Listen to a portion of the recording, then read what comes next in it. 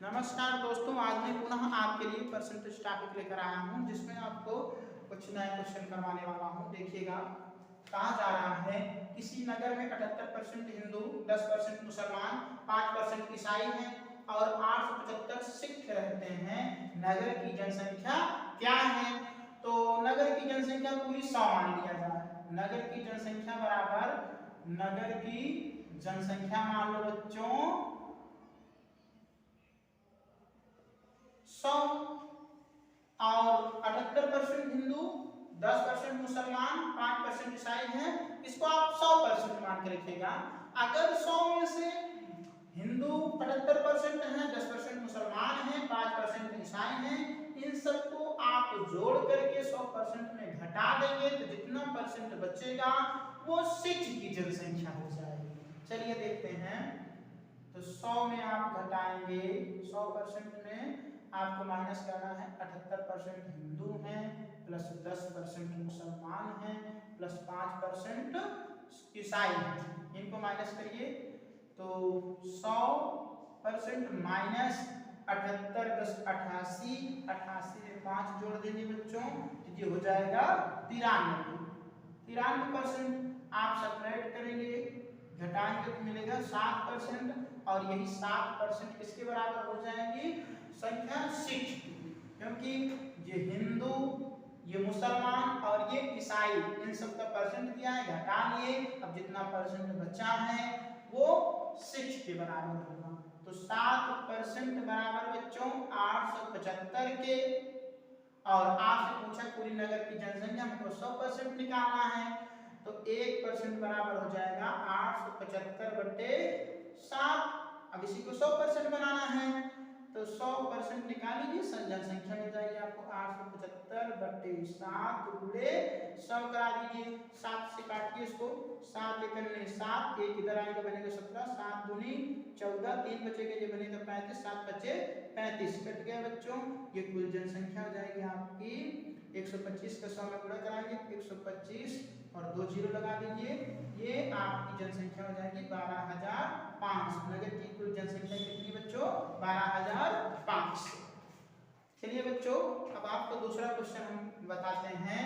इसमें कहा जा रहा है एक मिश्र धातु में तांबा 19% तथा टिन 24% है, शेष मात्रा एल्यूमिनियम की है। यदि उसमें टिन तथा तांबा की मात्राओं में 54 ग्राम का अंतर हो तो मिश्र धातु का भार क्या था? तो आपको बताए हैं जब कभी होल नंबर में पूछा जाए तो 100% मानना है। माना मिश्र धातु का भार बराबर मिश्र धातु का भार 100% है, तो इसमें हम देखेंगे तांबा 19%, टिन 24% है। इसको जोड़ करके हम घटा लें टोटल 100% में से तो मिल जाएगी मात्रा एल्यूमिनियम की, जो आपसे पूछी नहीं गई है। तो एल्यूमिनियम निकालने की आवश्यकता ही नहीं हमें। देखिए आगे क्वेश्चन पढ़िए। यदि उसमें टिन तथा तांबा की मात्राओं में 54 ग्राम का अंतर हो तो मिश्र धातु का भार क्या है? तो देखिए बच्चे, तांबा 19%, टिन 24% है, तो यहीं से हम क्वेश्चन का आंसर निकालेंगे। और इनके बीच में अंतर दिया गया है, टिन तथा तांबा के बीच में अंतर दिया गया 54 ग्राम का। तो टिन 24% है, तांबा 19% है। दोनों के बीच में डिफरेंस करेंगे तो 24 माइनस 19% करेंगे बच्चों, तो ये निकल करके आएगा 14 में से 9 घटाएंगे 5, 1 में से 1 गया 0, 5% हो गया। और जो ये 5% टिन तथा तांबा के बीच की मात्राओं का अंतर है और जो रियल में अंतर है 54 ग्राम का है, तो ये 5% 54 ग्राम के बराबर रखा जा सकता है। तो 5% बराबर 54 के, तो 1% निकालेंगे 54/5 करेंगे बच्चों। हमको चाहिए 100%, जिससे मिश्र धातु का भार बन जाएगा। तो 100 का गुणा करा दीजिए 54/5 में, तो 100% बराबर 54/5 गुणे 100 करिए, 20 पंचे 100 और फिर 20 का 54 में गुणा करा दी, 54 दूनी 108, 108 और ये 0 लगा है ये आपका जो मिश्र धातु का भार होगा 1080 ग्राम हो जाएगा, जो मिश्र धातु का भार है। चलिए बच्चों, आपको तीसरा क्वेश्चन हम बताने चल रहे हैं। इसमें कहा जा रहा है एक व्यक्ति अपनी आय का 80% घर की वस्तुओं पर व्यय कर देता है और 10% दान देता है, यदि उसकी बचत रुपए 34.40 हो तो उसकी आमदनी क्या है। तो अभी आप कई क्वेश्चन कर चुके हैं ऐसे।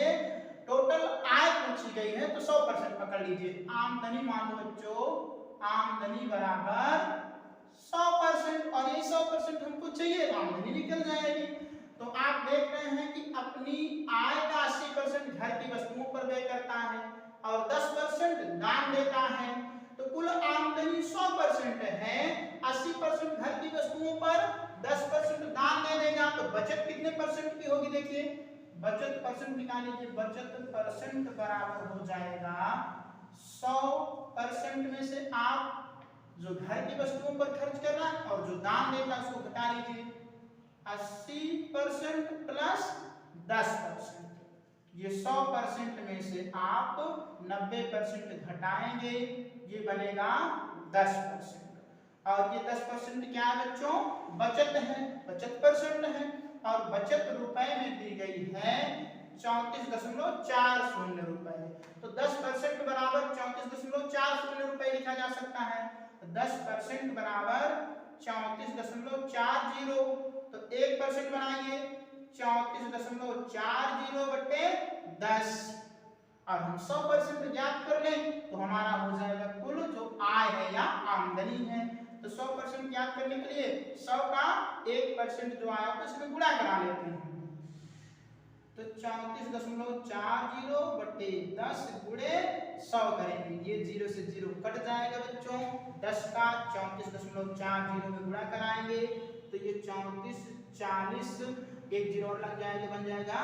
फिर आप देखिए 2 अंक के बाद दशमलव है, तो इकाई की तरफ से गिनते हुए हम 2 अंक के बाद दशमलव लगा देंगे, 1 2, ये आपका 344 रुपए आमदनी हो जाएगी।